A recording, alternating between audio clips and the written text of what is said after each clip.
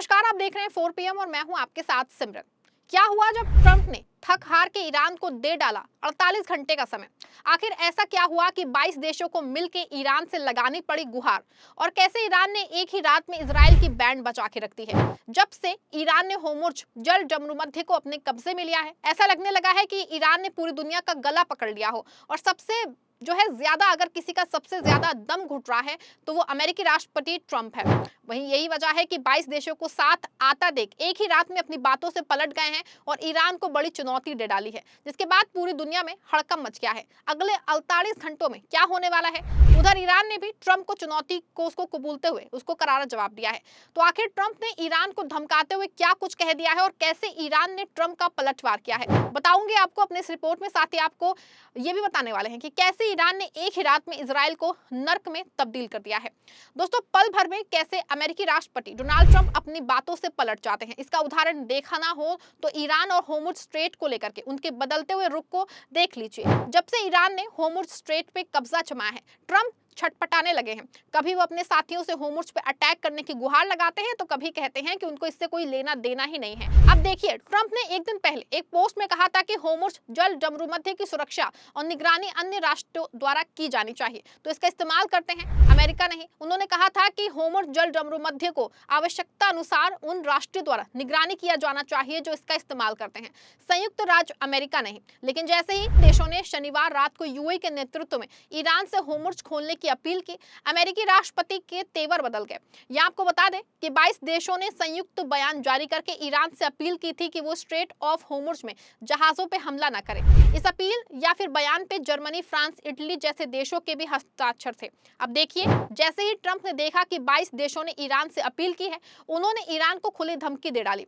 अमेरिकी राष्ट्रपति Donald Trump ने रविवार को ईरान को कड़ी चेतावनी देते हुए कहा कि अगर 48 घंटे के भीतर होर्मुज जल जमरूमध्य को पूरी तरह से खोला नहीं गया तो अमेरिका ईरान के कई पावर प्लांट्स पे हमला कर उन्हें नष्ट कर देगा, जिसमें सबसे बड़ा प्लांट पहले निशाना बनाया जाएगा।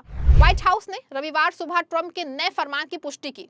अब देखिए दोस्तों, जैसे ही ट्रंप का ये बयान सामने आया, पूरी दुनिया में हड़कंप मच गया है। बात होने लगी कि क्या ट्रंप अब ईरान पे न्यूक्लियर अटैक करने वाले हैं? अब ईरान इसके बाद क्या करेगा? लेकिन निडर ईरान ने वही किया जैसे उससे उम्मीद की थी। उसने बदले में अमेरिका को चुनौती देते हुए कहा कि अगर उनके बिजली प्लांटों को निशाना बनाया गया तो मिडिल ईस्ट में यूएस के बुनियादी सैन्य मीठे जल के पानी के प्लांटों पे ईरान हमले करेगा। ईरान की सेना ने धमकी दी है कि अगर उनके पावर प्लांटों को निशाना बनाया जाता है तो वो मिडिल ईस्ट में अमेरिका और इजराइल से जुड़े सभी पावर सप्लाई के बुनियादी ढांचे पे हमला करेगी। ईरान के खातम अल अनबिया केंद्रीय कमान के प्रवक्ता इब्राहिम जोल्फागरी ने कहा है कि ईरान अमेरिका और इजराइल से जुड़े मीठे पानी वाले प्लांट और आईटी के बुनियादी ढांचे पे भी हमला करेगा। आप सबके भरोसे से हमने हमेशा मजबूत और सच्ची पत्रकारिता की है। चैनल को आप सबने सब्सक्राइब तो कर ही रखा है, हमारे चैनल को ज्वाइन भी कीजिए। हमारे चैनल के मेन पेज पे जाइए, जहां सब्सक्राइब लिखा होता है ठीक उसी के बगल में आपको ज्वाइन का विकल्प दिखेगा। ज्वाइन बटन पे क्लिक करके पेमेंट प्रोसेस पूरा होते ही आप हमारे सफर का मजबूत हिस्सा बन जाएंगे। ईरान के सर्वोच्च राष्ट्रीय सुरक्षा परिषद के दिवंगत प्रमुख अली लारिजानी ने चेतावनी दी थी कि अगर ईरान की बिजली ग्रिड को निशाना बनाया गया तो पूरा क्षेत्र आधे घंटे के भीतर अंधेरे में डूब जाएगा। He said the war was militarily won in Iran. What did you mean by that? Oh, I think we've won. We've knocked out their Navy, their Air Force. We've knocked out their anti-aircraft. We've knocked out everything. We're roaming free. From a military standpoint, all they're doing is clogging up the strait.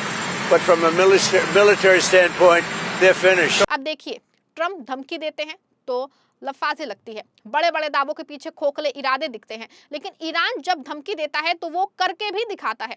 अब देखिए, एक तरफ Iran ने America को धमकी दी, दूसरी तरफ उसने इजराइल पे हमला करके अपनी सैन्य शक्ति को साबित कर दिया।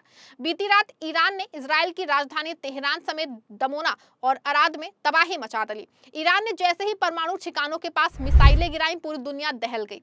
ईरान ने इजराइल में ऐसे क्लस्टर बम गिराए कि रात में भी आसमान चमकने लगा। तेहरान का आसमान बमों की आग से भर गया। इजराइल के डेमोना में दो इंटरसेप्टर को चकमा देके ईरान की मिसाइलों ने टारगेट हिट कर दिया। इन हमलों में 2 दर्जन से अधिक लोग घायल बताए जा रहे हैं। वहीं इजराइल के पास यूरेनियम भंडार है। इन हमलों में इजराइल का बड़ा नुकसान होने की संभावना जताई जा रही है।